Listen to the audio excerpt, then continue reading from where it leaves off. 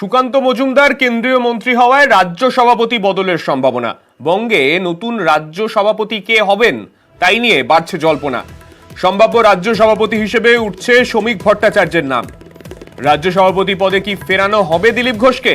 বাড়ছে জল্পনা। রাজ্য বিজেপির নেতৃত্বে রদবদলেরও সম্ভাবনা।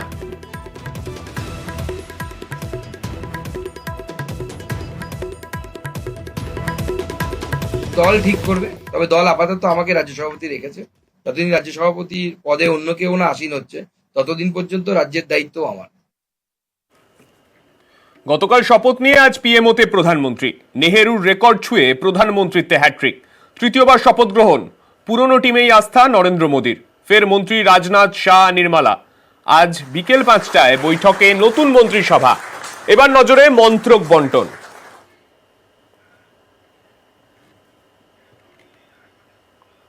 কাকে কোন মন্ত্রিত্ব দেয়া হবে? গতকাল মন্ত্রীরা শপথ নিলেও কাকে কোন মন্ত্রিত্ব দেয়া হবে তা এখনো পর্যন্ত নির্ধারিত হয়নি, এবং সেই নিয়েই আজকে নরেন্দ্র মোদীর বাসভবনে সেখানে যে বৈঠক হতে চলেছে সেই বৈঠকের দিকে আলাদাভাবে নজর থাকবে।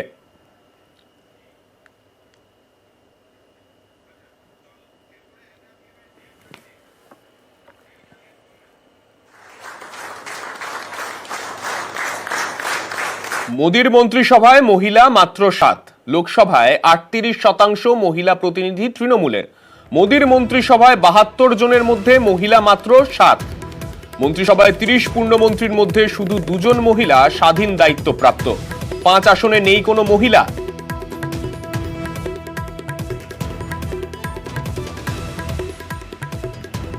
মন্ত্রিসভায় মহিলাদের সংখ্যা কম থাকায় কটাক্ষ করছে তৃণমূল কংগ্রেস। ওরা মুখেই সংরক্ষণের কথা বলে, জোর করে বিল পাস করিয়ে নিয়ে ইলেকশন পার হওয়ার চেষ্টা করেছিল। মহিলাদের প্রতি সম্মানও ওরা জানাতে পারে না। কতজন মহিলাকে প্রার্থী বা তারা করেছিল কি? গতবারে তাও তো কিছু মহিলা মন্ত্রী ছিলেন, এবারে তো আরো কমিয়ে দিয়েছেন। নারীদের প্রতি ওনাদের চোখের জল পড়ে যখন নির্বাচন হয় রাজনৈতিক ফায়দা তোলার জন্য। কিন্তু মহিলাদের সসম্মানে প্রতিষ্ঠিত করার প্রশ্নে বা সংসদীয় ক্ষেত্রে তাদের দায়িত্ব দেওয়ার ক্ষেত্রে তখন তাদের কার্পণ্য দেখা যায়। এবারেও তো 48% আমরা মহিলাদেরকে জায়গা দিয়েছি, এবং তিনি আমরা 12 জন নাম করিয়েছিলেন, আমরা 11 জনই জিতে এসেছি। সুতরাং মহিলাদের প্রায়োরিটি মমতা বন্দ্যোপাধ্যায় ছাড়া কোনো বিশেষ নেতৃত্বকে দেখিনি এত প্রায়োরিটি দিতে। কিন্তু আনকোড়া কাউকে কিভাবে দায়িত্ব দেয়া যেতে পারে প্রশ্ন তুলছেন সুকান্ত মজুমদার। আমরা ক্যান্ডিডেট যথেষ্ট পরিমাণ দিয়েছি। ক্যাবিনেটে আসতে গেলে দেখুন এক্সপিরিয়েন্সের দরকার। কাউকে ড্রাইভার বানাতে হবে, কিন্তু যে একটা আনকোড়া মেয়ে আপনি মহিলা করছেন, আপনাকে একটা গাড়িতে চাপিয়ে দেবো, সেই মহিলার ড্রাইভার আমি দেবো এমন একজন যিনি ড্রাইভিং জানেন না। আপনি রাজি তো? মোদীর মন্ত্রিসভায় মহিলা মাত্র 7। লোকসভায় 38% মহিলা প্রতিনিধি তৃণমূলের। মোদীর মন্ত্রিসভায় 72 জনের মধ্যে মহিলা মাত্র 7। মন্ত্রিসভায় 30 পূর্ণমন্ত্রীর মধ্যে শুধু 2 জন মহিলা স্বাধীন দায়িত্বপ্রাপ্ত। 5 আসনে নেই কোনো মহিলা।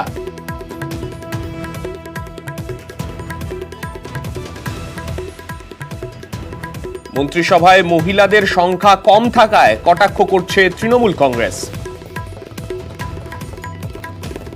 ওরা মুখেই সংরক্ষণের কথা বলে, জোর করে বিল পাস করিয়ে নিয়ে ইলেকশন পার হওয়ার চেষ্টা করেছিল। মহিলাদের প্রতি সম্মানও ওরা জানাতে পারে না। কতজন মহিলাকে প্রার্থী বা তারা করেছিল কি? গতবারে তাও তো কিছু মহিলা মন্ত্রী ছিলেন, এবারে তো আরো কমিয়ে দিয়েছেন। নারীদের প্রতি ওনাদের চোখের জল পড়ে যখন নির্বাচন হয় রাজনৈতিক ফায়দা তোলার জন্য। কিন্তু মহিলাদের সসম্মানে প্রতিষ্ঠিত করার প্রশ্নে বা সংসদীয় ক্ষেত্রে তাদের দায়িত্ব দেওয়ার ক্ষেত্রে তখন তাদের কার্পণ্য দেখা যায়। এবারেও তো 48% আমরা মহিলাদেরকে জায়গা দিয়েছি, এবং তিনি আমরা 12 জন নাম করিয়েছিলেন, আমরা 11 জনই জিতে এসেছি। সুতরাং মহিলাদের প্রায়োরিটি মমতা বন্দ্যোপাধ্যায় ছাড়া কোনো বিশেষ নেতৃত্বকে দেখিনি এত প্রায়োরিটি দিতে।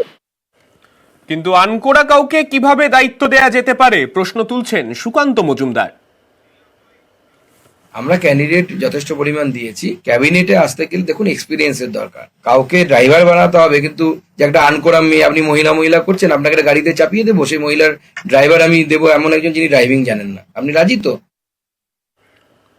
মোদীর মন্ত্রিসভায় ফের জেপি নাড্ডা। বিজেপির দলীয় নিয়ম এক নেতা এক পদ, ফলে এবার নতুন সর্বভারতীয় সভাপতি পাচ্ছে বিজেপি। একসঙ্গে মন্ত্রিত্ব এবং বিজেপির সর্বভারতীয় সভাপতির পদে থাকতে পারবেন না নাড্ডা। বিজেপির সর্বভারতীয় সভাপতি হিসেবে 30শে জুনই মেয়াদ শেষ জেপি নাড্ডার। বিজেপির নতুন সর্বভারতীয় সভাপতি কে হবে তাকে ঘিরে এই মুহূর্তেই তুঙ্গে তরজা।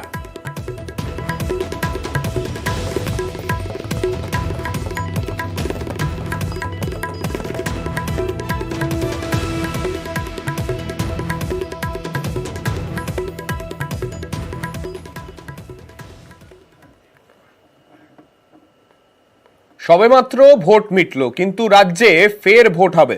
আগামী 10ই জুলাই 4 বিধানসভা কেন্দ্রে উপনির্বাচন।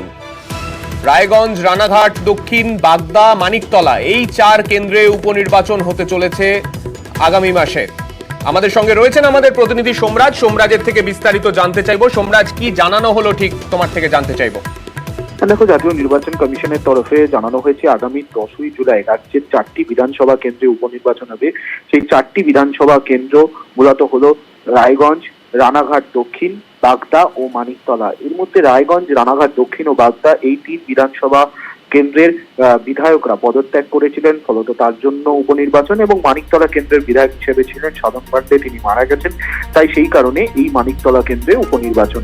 মোট 4টি বিধানসভাতে উপনির্বাচন আগামী 10ই জুলাই এবং 13ই জুলাই হবে তার ভোটের ফলাফল গণনা। এবং নমিনেশন যে প্রক্রিয়া 14ই জুনের পর থেকেই শুরু হয়ে যাবে এবং মনোনয়নপত্র দেওয়ার শেষ দিন হচ্ছে 21শে জুন। ফলত সব মিলিয়ে 14ই জুন এর বিজ্ঞপ্তি জারি হবে এবং 10ই জুলাই হবে নির্বাচন পর্ব অর্থাৎ ভোটের দিন। আর 15ই জুলাইয়ের মধ্যেই যাবতীয় প্রক্রিয়া সেরে ফেলতে হবে, তেমনটাই নির্বাচন কমিশনের তরফে বিজ্ঞপ্তি জারি করা হচ্ছে।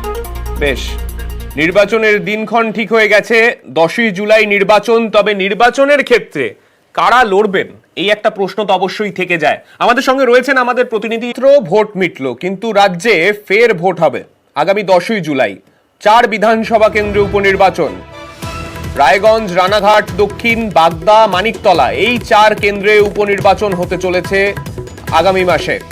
আমাদের সঙ্গে রয়েছেন আমাদের প্রতিনিধি সোমরাজ। সোমরাজের থেকে বিস্তারিত জানতে চাইবো। সোমরাজ, কি জানানো হলো ঠিক তোমার থেকে জানতে চাইবো। দেখো, জাতীয় নির্বাচন কমিশনের তরফে জানানো হয়েছে আগামী 10ই জুলাই রাজ্যের 4টি বিধানসভা কেন্দ্রে উপনির্বাচন হবে। সেই 4টি বিধানসভা কেন্দ্র মূলত হলো রায়গঞ্জ, রানাঘাট দক্ষিণ, বাগদা ও মানিকতলা। এর মধ্যে রায়গঞ্জ, রানাঘাট দক্ষিণ ও বাগদা এই 3 বিধানসভা কেন্দ্রের বিধায়করা পদত্যাগ করেছিলেন, ফলত তার জন্য উপনির্বাচন। এবং মানিকতলা কেন্দ্রের বিধায়ক হিসেবে ছিলেন সাধন পাণ্ডে, তিনি মারা গেছেন, তাই সেই কারণে এই মানিকতলা কেন্দ্রে উপনির্বাচন। মোট 4টি বিধানসভাতে উপনির্বাচন আগামী 10ই জুলাই এবং 13ই জুলাই হবে তার ভোটের ফলাফল গণনা। এবং নমিনেশন যে প্রক্রিয়া 14ই জুনের পর থেকেই শুরু হয়ে যাবে এবং মনোনয়নপত্র দেওয়ার শেষ দিন হচ্ছে 21শে জুন। ফলত সব মিলিয়ে 14ই জুন এর বিজ্ঞপ্তি জারি হবে এবং 10ই জুলাই হবে নির্বাচন পর্ব অর্থাৎ ভোটের দিন। আর 15ই জুলাইয়ের মধ্যেই যাবতীয় প্রক্রিয়া সেরে ফেলতে হবে, তেমনটাই নির্বাচন কমিশনের তরফে বিজ্ঞপ্তি জারি করা হচ্ছে। বেশ, নির্বাচনের দিনক্ষণ ঠিক হয়ে গেছে, 10ই জুলাই নির্বাচন। তবে নির্বাচনের ক্ষেত্রে কারা লড়বেন এই একটা প্রশ্ন তো অবশ্যই থেকে যায়। আমাদের সঙ্গে রয়েছেন আমাদের প্রতিনিধি আবির। আবিরের কাছ থেকে জানতে চাইবো, আবির, তৃণমূলের তরফে এখনো পর্যন্ত কি এই আসনগুলোর জন্য কোনো প্রার্থীর কথা ভাবা হয়েছে? দেখো, যে 4 আসনে উপনির্বাচন হতে চলেছে তার মধ্যে কলকাতার মানিকতলা বাদ দিলে বাকি 3টেতে 2021-এ তৃণমূল কংগ্রেস হেরে গিয়েছিল। তবে যারা সেখানকার জয়ী বিজেপি বিধায়ক ছিলেন তারা পরবর্তী সময় তৃণমূল কংগ্রেসে যোগদান করেন এবং সেই 3জনকেই রায়গঞ্জ, রানাঘাট এবং বনগাঁ এই 3টে কেন্দ্র থেকে তৃণমূল কংগ্রেসের তরফ থেকে নির্বাচনে তাদেরকে প্রতিদ্বন্দ্বিতা করানো হয়। যদিও তারা 3জন লোকসভা নির্বাচনেও হেরে যান, তবে জনসংযোগ বা বিভিন্ন ক্ষেত্রে দাঁড়িয়ে তাদের সেখানে যথেষ্ট জনসংযোগ করার ক্ষেত্রে বা সাংগঠনিক দিক থেকে দক্ষতা রয়েছে বলে মনে করা হচ্ছে যে এই 3টে কেন্দ্র থেকেই পুনরায় তাদেরকেই হয়তো টিকিট দিতে চলেছে হচ্ছে তৃণমূল কংগ্রেস। তবে অপর যে কেন্দ্রটি রয়েছে অর্থাৎ মানিকতলা, সেই মানিকতলা কেন্দ্রতে নির্বাচনের ক্ষেত্রে বেশ কিছু একটা চমক থাকতে পারে এমনটাই মনে করা হচ্ছে। বেশ, লোকসভা ভোটের ফল প্রকাশের পরই বিজেপিতে ভাঙন। বীরভূমের সিউড়ির করিদ্ধা গ্রাম পঞ্চায়েত হাতছাড়া বিজেপির। বিজেপি ছেড়ে তৃণমূলে গ্রাম পঞ্চায়েতের উপপ্রধান এবং পঞ্চায়েত সদস্যরা। এর ফলে বিজেপির হাতছাড়া পঞ্চায়েত। 17 আসনের করিদ্ধা গ্রাম পঞ্চায়েতের 9টি আসন ছিল বিজেপির দখলে, তৃণমূলের ছিল 8টি আসন। দল বদলের ফলে তৃণমূলের হাতে 10টি আসন, বিজেপির হাতে হয়ে গেল সেখানে মাত্র 7টি আসন।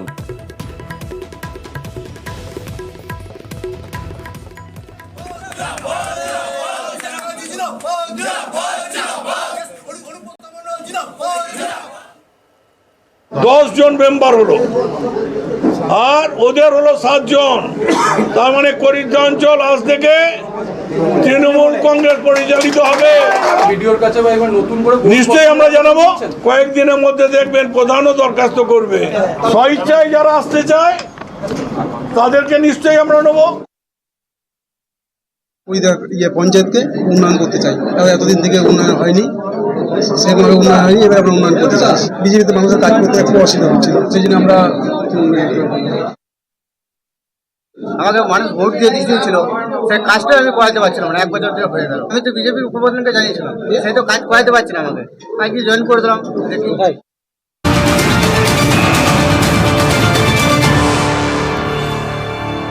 গ্রেফতারিতে রক্ষা কবচ হিরণের। বিজেপির হয়ে ঘাটাল থেকে প্রতিদ্বন্দ্বিতা করেছিলেন হিরণ, সেই হিরণের গ্রেফতারিতে রক্ষা কবচ আদালতের। আমাদের সঙ্গে রয়েছেন আমাদের প্রতিনিধি অর্ণব। অর্ণবের কাছ থেকে জানতে চাইব, অর্ণব, কোন মামলার পরিপ্রেক্ষিতে এই রক্ষা কবচ দিল হাইকোর্ট? দেখো, 25শে মে ঘাটালে ভোট হয়, লোকসভা বিজেপির প্রার্থী ছিলেন সেখানকার হিরণ চট্টোপাধ্যায়, এবং সেই ঘাটাল থানার 18ই মে একটি এফআইআর হয়। মূলত প্রতারণা সংক্রান্ত অভিযোগ ছিল। সেই মামলায় সাসপেক্টেড অভিযুক্ত হিসেবে নাম উঠে আসে হিরণের, যিনি আত্মসহায়কতা সচিব। তার পাশাপাশি হিরণও আশঙ্কা করেন তার বাড়িতে যেভাবে, অর্থাৎ তার সচিবের বাড়িতে যাওয়া হয়েছিল, তাতে তিনি আশঙ্কা করেন তাকে এই মামলা ত্যাগ করা হবে। পুরো বিষয়টাতে এফআইআরটা কার্যত আইন বিরুদ্ধ বলে কলকাতা হাইকোর্টে মামলা করে ওই এফআইআর খারিজের আবেদন রাখেন তিনি। আজকে বিচারপতি অমৃতা সিনহা ভোটের আগের যে নির্দেশ, সেই নির্দেশটা পরিবর্তন করে স্বস্তি এবং অস্বস্তি দুই হিরণের উদ্দেশ্যে বজায় রাখলো হাইকোর্ট। এক, তাকে গ্রেফতার করা যাবে না হাইকোর্টের অনুমতি ছাড়া। এটা যদি হিরণের জন্য স্বস্তির খবর হয়, তবে বিচারপতি অমৃতা সিনহা ভোটের আগে ওই এফআইআর এর উপর অন্তর্বর্তী স্থগিতাদেশ চাপিয়ে তদন্তের গতিমুখ বন্ধ করে দিয়েছিল। আজকে সেই গতিপথ কিন্তু আবার খুলে দিল এবং ওই স্টে উইথড্র করে আপাতত পুলিশ তদন্ত চালিয়ে যেতে পারবে, এই নতুন নির্দেশ জারি করল। বেশ, ধন্যবাদ।